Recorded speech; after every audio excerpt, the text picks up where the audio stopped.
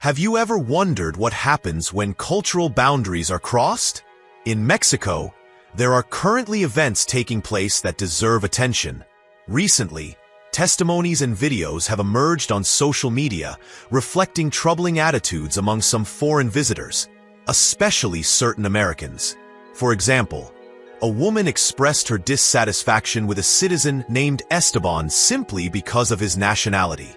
Others have also pointed out behavior they consider inappropriate toward those who defend the country's cultural identity. In response to these situations, local leaders and activists have decided to speak out. They are joining forces to advocate for respect for Mexican customs and traditions.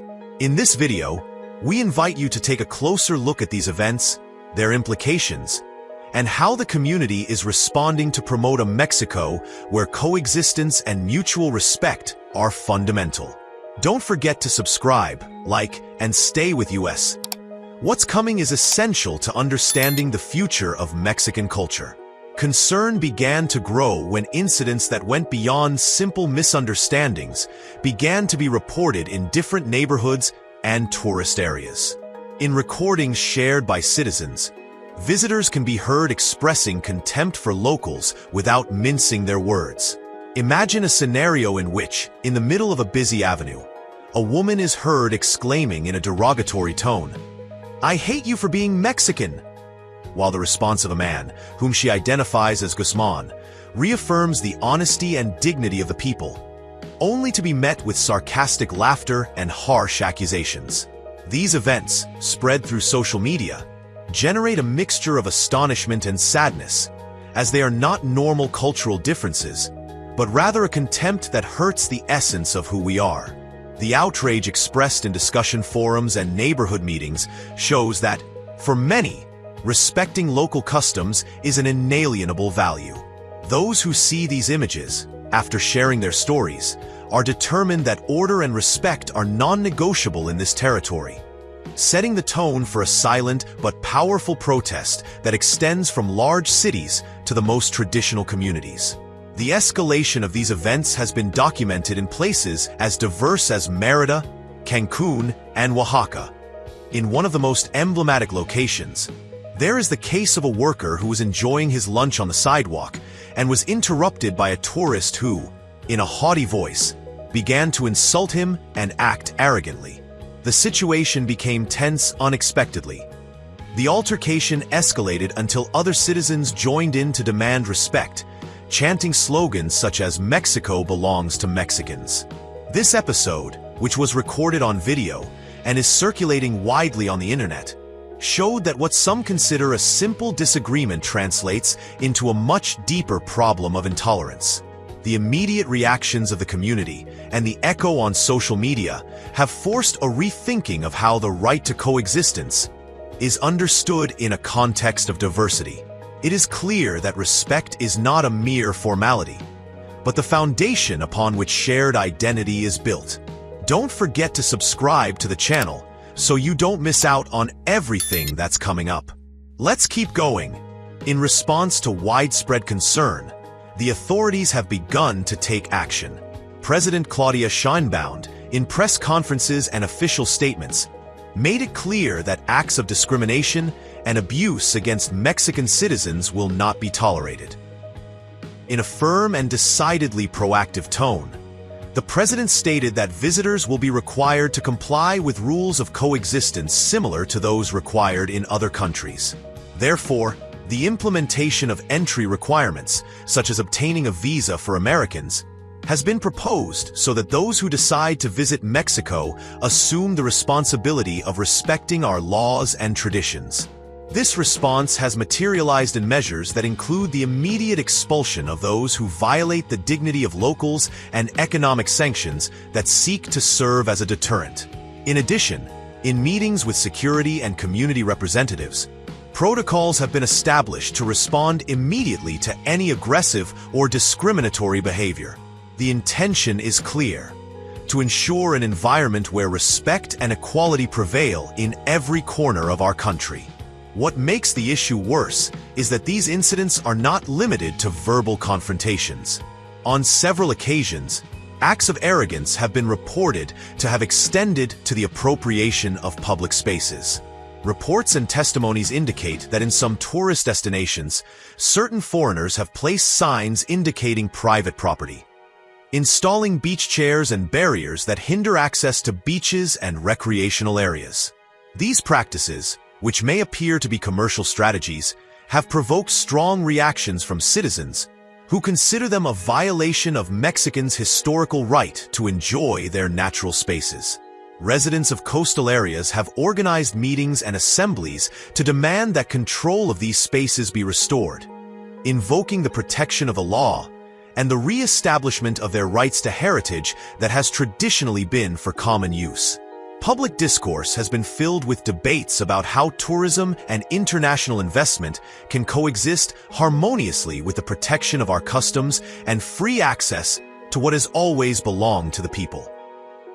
At the same time, there have been incidents in which abusive behavior has not been limited to simple insults, but has had direct consequences for the most vulnerable sectors, such as tourism and hospitality.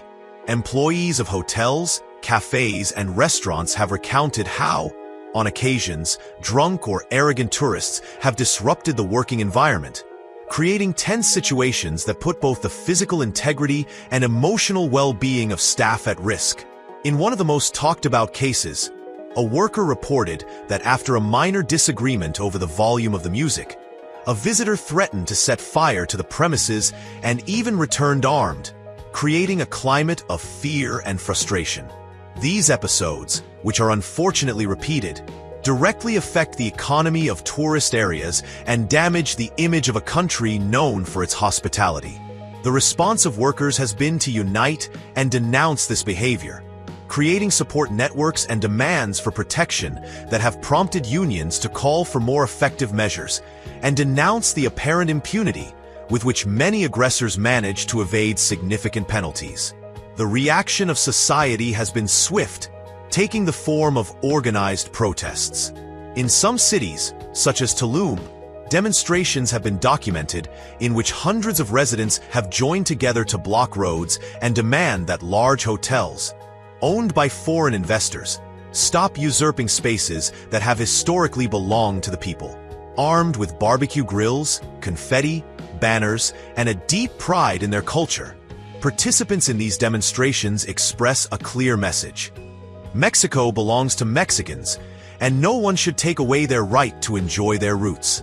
These gatherings, which have become events of profound significance, reflect the community's ability to organize and defend what they consider sacred. It is not about rejecting all foreigners, but about demanding that those who choose to come to these lands adapt and respect local customs, contributing to a fair and equitable coexistence. Meanwhile, social media has transformed each incident into an opportunity for debate and denunciation. Spontaneously captured videos and images have circulated in seconds, generating a constant stream of reactions, comments, and calls to action. Users on platforms such as Twitter, Facebook, and Instagram use hashtags and campaigns to raise awareness of the issue, promoting dialogue on the importance of respecting Mexican identity. This flow of information has helped many citizens feel part of a common struggle, and has forced some advertisers and media outlets to address the issue directly and openly. The viralization of these experiences not only serves to denounce particular behaviors, but also highlights the need for stricter public policies on coexistence and security. Constant interaction in these digital spaces, combined with neighborhood meetings, has shown that modern activism is a powerful tool for transforming attitudes and promoting real change on the ground. However, the controversy also extends to cases in which Americans have not been the only protagonists. There have been situations in which visitors from other countries, such as Canada, have adopted attitudes that generate rejection. In Baja California, for example, a group of retirees was recorded demanding to be served in English and prohibiting neighbors from parking in front of their properties. Such incidents, in addition to showing a clear disregard for equal treatment, reinforce the idea that some people incorporate a sense of superiority based on nationality into their behavior. Testimonies shared in forums and local media reveal a mixture of frustration and surprise, as many argue that diversity is a source of enrichment and not division. Those who have lived through these experiences insist that respect should be the norm, regardless of language or origin, and that every visitor should integrate into local customs as a sign of courtesy and healthy coexistence. Although criticism focuses on the abuses committed, it is important to emphasize that what happened does not mean a total rejection of foreigners. In fact, many visitors come to Mexico attracted by the culture, cuisine, and warmth of our people. What is demanded is genuine reciprocity. If an enriching exchange is sought, both parties must be willing to respect the established rules. For this reason, several citizen forums have discussed the possibility of establishing integration programs to help visitors understand and adapt to Mexican norms. Cultural workshops, coexistence guides, and information campaigns that explain local customs and traditions in detail are being proposed in order to avoid misunderstandings and acts that may hurt sensibilities. The idea is that tourism and foreign investment should become opportunities to enrich coexistence, rather than triggers for conflicts that damage the image of a country with such a rich heritage and strong identity. Remember to subscribe to the channel to stay up to date with news that the traditional media does not tell you. Let's keep going. It has also been pointed out that some of these incidents could involve people with criminal records or who, in reality, do not behave like conventional tourists, but are part of a group of individuals seeking to evade the law. According to some journalistic investigations, certain tourists who engage in aggressive behavior already have arrest warrants pending or come from rehabilitation centers, which adds another dimension to the problem. The idea is that, along with demanding respect, controls and background checks on those living in the country illegally should be strengthened. This proposal, which is already being discussed in legislative and security circles, seeks to ensure that the foreign presence is a contribution and not a risk, guaranteeing a regularization process that supports the right of every Mexican to live in an environment free from abuse and arrogance. The social transformation that is taking shape is largely the result of collective commitment. Neighborhood assemblies, peaceful protests, and the digital republic of complaints demonstrate a firm will to change the narrative. Between spontaneous gatherings and organized meetings, citizens are showing that they will not stand idly by in the face of acts that undermine their identity. Community leaders and public figures have called for joint efforts, joining forces to achieve reforms and greater legal protection. All of this is accompanied by a strong call for everyone, in their daily lives, to act with responsibility and respect, recognizing that Mexico's greatness lies in the diversity and integration of all its voices. The message is clear. Respect for our customs and the dignity of every citizen is non-negotiable, and only through shared effort can we build a future where harmony and justice coexist. Finally, it is vital to understand that what is being defended today is much more than a simple demand for order in the streets.